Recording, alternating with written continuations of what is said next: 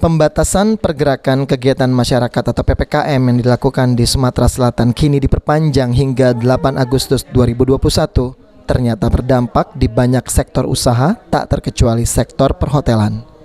Ketua Perhimpunan Hotel Restoran Indonesia Sumatera Selatan Herlan Aspiudin mengatakan, dengan adanya PPKM dan ditambah adanya perpanjangan hingga 8 Agustus 2021 ini, bisnis perhotelan terkena imbasnya. Tingkat okupansi atau hunian hotel di Sumsel ikut turun drastis. Hal tersebut disebabkan warga luar Sumatera Selatan yang biasanya memanfaatkan hotel untuk tempat istirahat, kini tidak bisa masuk Sumsel. Tingkat okupansi atau hunian hotel di Sumsel sendiri kini paling tinggi di angka 20 hingga 30% saja. Kemudian setelah PPKM memang terjadi penurunan yang luar biasa, ya karena orang yang dari luar situ, dari Jawa semua nggak bisa ke sini. Jadi nggak ada tamu kita.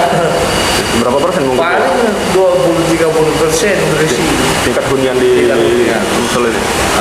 Mungkin strategi apa? Untuk mengatasi rendahnya tingkat okupansi hotel ini, pihak PHRI sudah mengusulkan banyak program ke pengusaha hotel di Sumsel seperti promosi staycation hingga promosi meyakinkan tamu hotel sehat sehingga tamu tidak perlu takut terpapar COVID-19 jika berada di dalam hotel.